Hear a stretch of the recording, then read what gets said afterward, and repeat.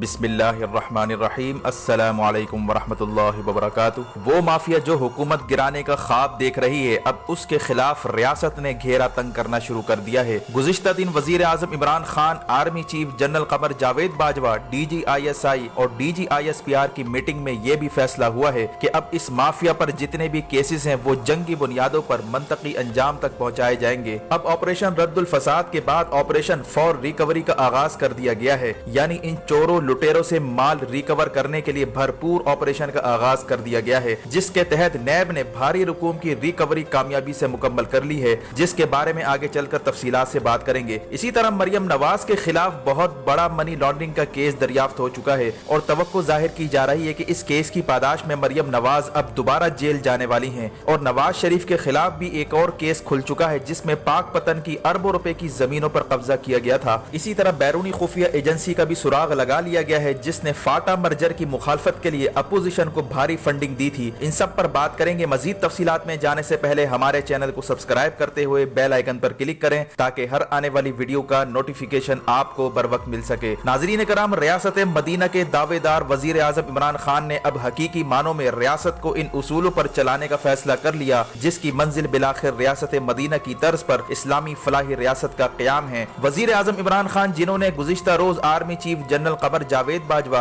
DGISI और DGISPR से मुलाकात की थी, जिसमें अहम तरीन फैसले भी किए गए थे।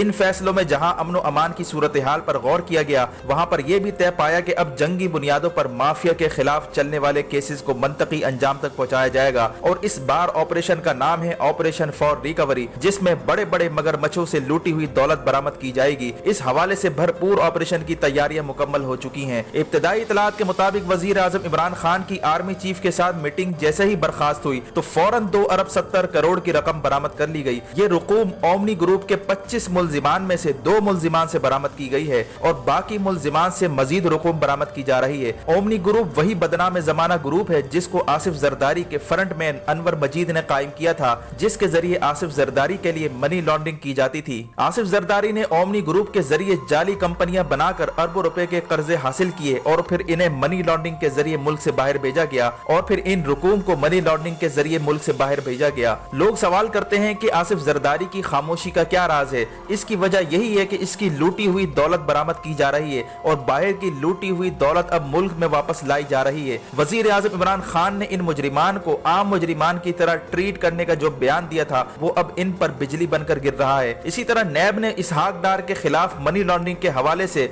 इंतहाई अहम शवाहिद और सबूत इकट्ठे कर लिए हैं। नैब हुक्काम ने पहले ही इसहाक डार के असासे जब्त करना शुरू कर दिए हैं, जिसमें इसहाक डार के मुख्तलिफ बैंक अकाउंट से जब्त शुदा 50 करोड़ रुपए की रकूम सूबाई हुकूमत के खजाने में मुंतकिल कर दी गई। इसी तरह नैब लाहौर ने इसहाक डार के गुलबर्ग में वाक़े 5 कनाल रकबे पर मुहीत बंगला भी जब्त कर लिया है और पंजाब हुकूमत को हिदायत की गई है कि बंगला फरोख्त करके इससे मिलने वाली रकम कौमी खजाने में जमा करवाई जाए। इसी तरह नैब हुक्काम का कहना है कि इस दफा इसहाक डार के खिलाफ जो सबूत नैब के हाथ लगे हैं वो इसहाक डार को बरतानिया से बेदखल करवाने के लिए काफी हैं, जिसके लिए कानूनी तैयारियां शुरू कर दी गई हैं। दूसरी तरफ मरियम नवाज के बारे में ऐसा फिट केस दरियाफ्त हुआ है जिसके बाद तजियाकारों का कहना है कि मरियम नवाज को अब जेल जाने से कोई नहीं रोक सकता। पिछले दिनों शहबाज शरीफ के खिलाफ जाली नामों पर टीटीज का केस चला था, अब मरियम नवाज की टीटियां भी दरियाफ्त हो चुकी हैं। इतलात के मुताबिक चौधरी शुगर मिल्स को मरियम नवाज ने मनी लॉन्ड्रिंग के लिए इस्तेमाल किया था। वहां के मुलाजमीन के नाम पर बाहर से करोड़ों डॉलर की टीटीज भिजवाई गई। तहकीकात करने पर पता चला कि इन टीटीज से हासिल होने वाली रकूम मरियम नवाज के अकाउंट में जमा करवाई जाती थी। याद रहे कि इसका इंकिशाफ तारिक बाजवा,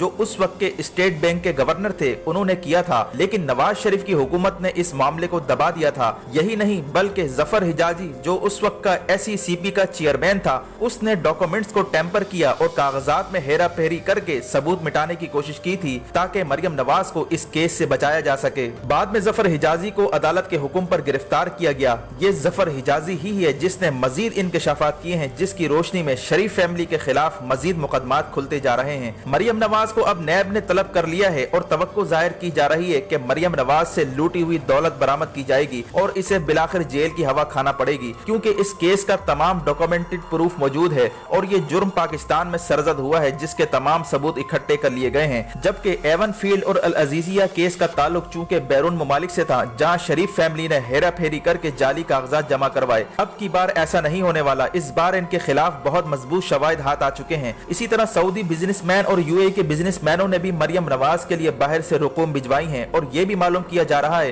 कि इन बिजनेसमैनों से क्या ताल्लुकात थे और इन्होंने मजीद कितनी रकूम इनके पास रखवाई हैं। यही वजह है कि मरियम नवाज आए दिन वीडियोस मंजर-ए-आम पर लाने की धमकियां दे रही हैं, लेकिन इन वीडियोस से हासिल वसूल कुछ नहीं होने वाला, बल्कि इतलात तो ये आ रही हैं कि FIA वो वीडियोस लॉन्च करने वाली है जिसमें मरियम नवाज और नवाज शरीफ ने जजेस को पैसों की ऑफर की थी और ये वीडियोस नवाज शरीफ को मिलने वाली सजा से पहले की है। FIA के हुक्काम किसी भी वक्त ये वीडियोस रिलीज कर सकते हैं, जिसके बाद शरीफ बरादरान के लिए सख्त मुश्किलात पैदा होने जा रही हैं। इसी तरह हाल ही में नवाज शरीफ के खिलाफ एक और केस खोल दिया गया है। वो केस है पाक पतन की जमीनों का। नवाज शरीफ के दौर में शहबाज शरीफ के जरिए पाक पतन की अरबों रुपए की जमीनों पर कब्जा किया गया और अपने मनपसंद लोगों को अलॉट किया गया। जब नवाज शरीफ से तफ्तीशी एहलकारों ने जेल में तफ्तीश की तो उसने ये कहा कि मुझे इस बारे में कुछ नहीं मालूम, यानी जाली सबूतों और जाली डॉक्यूमेंट्स की सप्लाई बंद होने के बाद अब इनके पास यही जवाब रह गया है कि इन्हें कुछ नहीं मालूम। वजीर आजम इमरान खान ने फौरी तौर पर हिदायत कर दी है कि इस माफिया के जितने भी केसेस हैं उन सबको अब खोल दिया जाए। यही वजह है कि अब फाटा का केस खुलने वाला है, क्योंकि जब फाटा को KPK के साथ मर्ज किया जा रहा था तो मौलाना फजलुर रहमान, महमूद खान अचकजई और असफंद यारवली और दीगर लोगों ने सख्त मुखालफत की थी और फाटा की महरूमी का रोना डालकर इनको रियासत के खिलाफ उकसाने की कोशिश की थी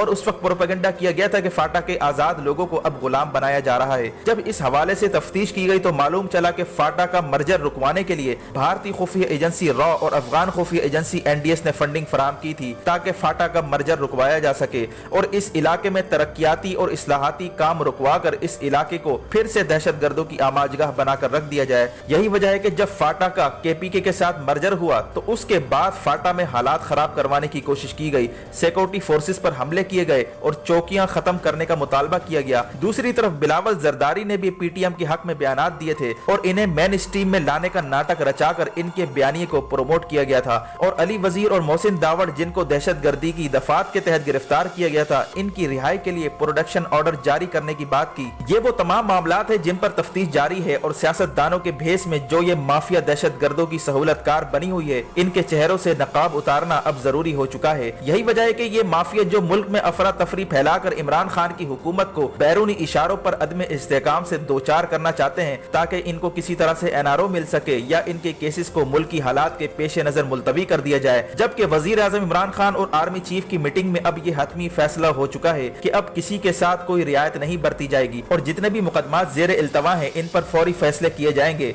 इसी तरह इस माफिया से फौरी तौर पर लूटी हुई दौलत की बरामदगी का सिलसिला भी शुरू हो चुका है। इन लोगों का ख्याल था कि मुल्क की हालात के पेश नजर रियासत उनके साथ कोई डील करेगी या इनके मुकदमात को मुलतवी कर दिया जाएगा, लेकिन इनके ये अरमान अधूरे रह गए। अब रियासत ने डंडा उठा लिया है और टेढ़ी उंगली से घी निकालने का फैसला कर लिया है। इसी तरह ये भी इतलात है कि वजीर आजम इमरान खान ने कत्ल और गद्दारी और दहशतगर्दी और संगीन मुकदमात के अलावा जो मामूली इल्जामात में मुलव्विस कैदी हैं उनकी रिहाई का भी फैसला किया है और यहाँ तक कि उन कैदियों की रिहाई के लिए वजीर आजम इमरान खान ने खामोशी से भारी रकूम जुर्माने के तौर पर अदा कर दी हैं और आम मुजरिमान को रिहा करने का आगाज हो चुका है ताकि ये जेलें किसी तरह से खाली हों और माफिया को इन जेलों में डाला जा सके, क्योंकि अब जो गिरफ्तारियां होने जा रही हैं इनकी वजह से शायद जेलों में जगह बाकी ना रहे। अब जेल में वही लोग नजर आएंगे जिनको हाथ लगाना शजरे ममनुआ समझा जाता था, यानी रियासत मदीना का वो उसूल जहां पर बड़े मुजरिम को कानून के कटेरे में लाया जाता है और आम कैदियों के साथ नरमी बरती जाती है। अब बड़े मुजरिमान को कानून की पकड़ में लाकर और आम कैदियों को छूट देकर इस उसूल पर अमल करने का आगाज कर दिया गया है। नाजरीन कराम, मुल्क पाकिस्तान को जितने भी चैलेंजेस दरपेश हैं, पाकिस्तान इनसे सुरखरू होकर निकल रहा है और अपनी तरक्की और कामयाबियों की मनाजिल बहुस्न खूबी तय कर रहा है। लेकिन इन कामयाबियों के रास्ते में जितनी रुकावटें आ रही हैं वो इस बात की दलील है कि रियासत पाकिस्तान हकीकी मानों में ऐसे रास्ते की जानिब गामजन हो चुकी है जो दुश्मनाने पाकिस्तान को एक आंख नहीं भा रही। अल्लाह ताला से दुआ है कि मुल्क पाकिस्तान को दिन दुगनी रात चुगनी तरक्की अता फरमाए और इसे अमन का गहवारा बनाए। आमीन सुम्मा आमीन। वीडियो देखने का शुक्रिया। वीडियो को लाइक करके शेयर कीजिए। मजीद अपडेट्स के लिए असलियत टीवी को सब्सक्राइब करते हुए बेल आइकन पर जरूर क्लिक करें ताकि हर आने वाली वीडियो का नोटिफिकेशन आपको बर वक्त मिल सके। अपना और गिरदोनवाह के लोगों का ख्याल रखें। फी अमानिल्लाह।